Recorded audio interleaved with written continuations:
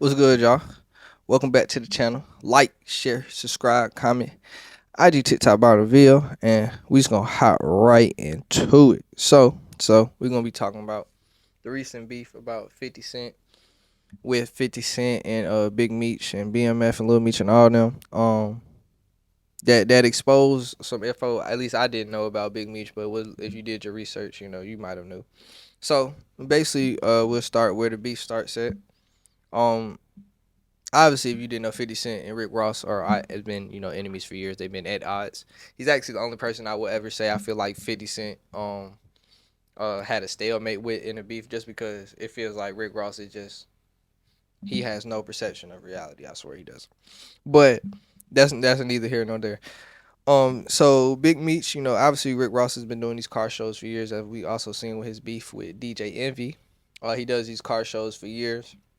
And he has Big Meech in the backup video where he's advertisement one for February 13th. Meech on February 13th. Get your tickets right now. It's going down. We know Florida gonna be there. Miami gonna be there. The legend himself gonna be in the building, making history. Meech, who else coming? The whole nation. Detroit, St. Louis, California, everybody. Atlanta, Georgia, ATL, stand up. Woo. We gonna make history. Get your tickets right now. Y'all better be there February 13th. Meech on. And obviously, 50 was not too kind to that. Was not too kind to that at all. So this is when 50 began posting one. He deleted, so I gotta find on the aftermath. I gotta find people screenshotting it for y'all. But he posted one. He posted Meech on a rat, face on the rat. Then he posted the Meech's face on the guys like, I get paid to snitch 40 years. 40 years. Shit was on the back of the Pop Smokes on that video. He posted Meech on that nigga face. I get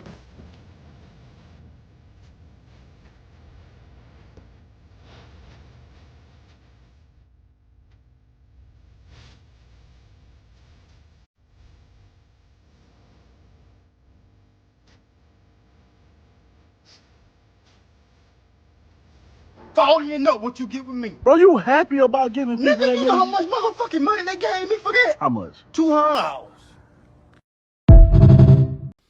And then he posted basically, screenshots of Lil Meech texting him about the situation. So I had just this what he said. So what Lil Meech ended up saying, I'll put this on the screen for y'all to read.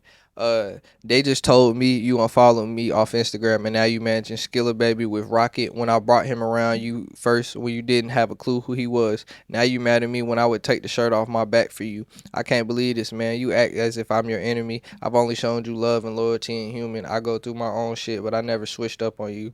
Fuck Ross, but he gave my dad some bread so he can afford to pay his bills until our next season starts. This internet shit throwing me off, man. You know me in real life. And 50 Cent posted these screenshots with the caption, what season, little nigga?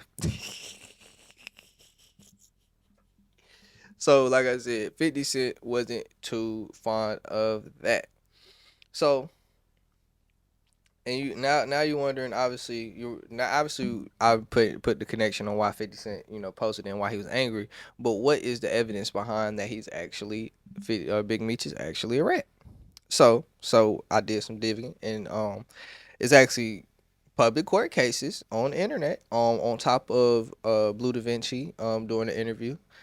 Blue Da Vinci used to run with BMF, as well as I have to say Cuffy. Cuffy was kind of like another. He was his own entity, but he was kind of the head guy of his own entity, and they were very interactive with Meech and BMF. And he's from St. Louis, so just remember Cuffy for a reason. So Tammy Cohen, she owns the rights. She actually owns Big Meech Life Rights, and y'all don't know how Life Rights works. Basically, in the entertainment business, you have the rights to tell your own story. Big Meech actually sold this to her, and we're going to get into why that's fishy and why that's basically makes a lot of sense. So supposedly one Tammy Cohen is Blue Da Vinci ex girl. So Tammy Cohen helped Big Meech cooperate in a third party snitching or cooperation. And basically, what that is, Meech would communicate to Tammy about information that he wanted to tell the feds, and then she would end up telling the feds, and it worked out for. It was supposed to get Big Meech a lesser time sentence, and then now your next question is, oh, but Big Meech still ended up doing 25 years, so he really never, got that time sentence. And the reason he actually never got that time sentence because Tammy Cohen actually got caught up. So Tammy Cohen, this was actually the second case she was telling on somebody, and she told him another case for a guy, I forgot his name already. But the agent that was handling her case then retired after the first case. So the second case, which was against, obviously with everybody around Big Meech and all them, was, or we're really around Cuffy too. Um, the second case doesn't Meech's time never really got reduced. It's because she ended up getting caught up having at least a relationship with this special agent who was handling it, Keith Cromers. He gets obviously gets fired from the case and everything with the case gets thrown out, but nothing against Cuffy gets thrown out.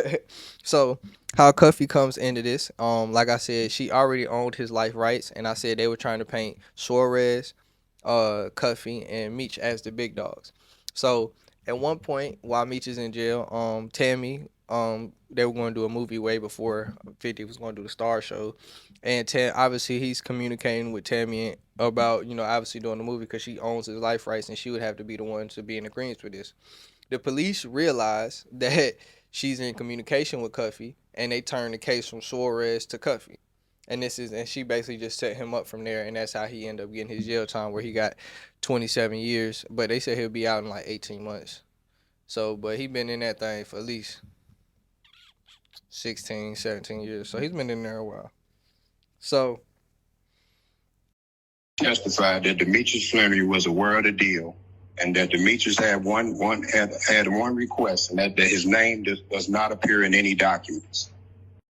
This was Special Agent Keith Cromer's testimony.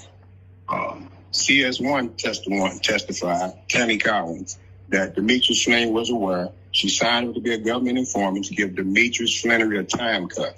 She had the courtroom clear it out. If you go on Pacer, pull my docket sheet, you'll see where CS1 requested that the courtroom be closed. Got you. Let me ask you a question, Cuffy. At any time during the initial stages of your indictment involving this whole Tammy Collins thing, did you talk to Big Meech, or did you send a message to Big Meech in any way to tell him or to alert him of what was going on? We sent Big Meech certified mail. Big Meech set me up, and Tammy set me up with this thing in 2013. That's the last time I've heard from this nigga. We sent them correspondence through the attorneys. Asked him, is he aware that his name is in court sworn documents and sending me a truckload of cocaine? He never responded. We know he got the mail because we sent everything certified. I have not heard from this nigga of 32 years since they set me up in 2013.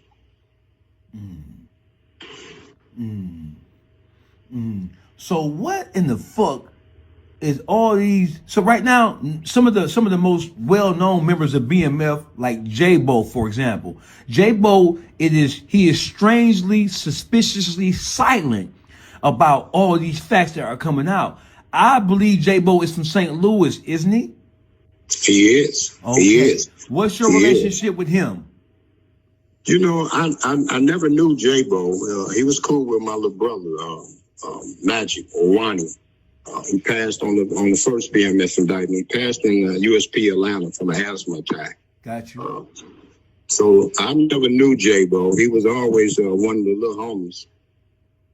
But that's a hell of a question, man. When he got home, I think around 2018, I personally told him what the nigga did to me. Right. And the exact words were, man, you sure, huh? You sure, big homie? I said, listen, man, I'm telling you the nigga bad news, homie.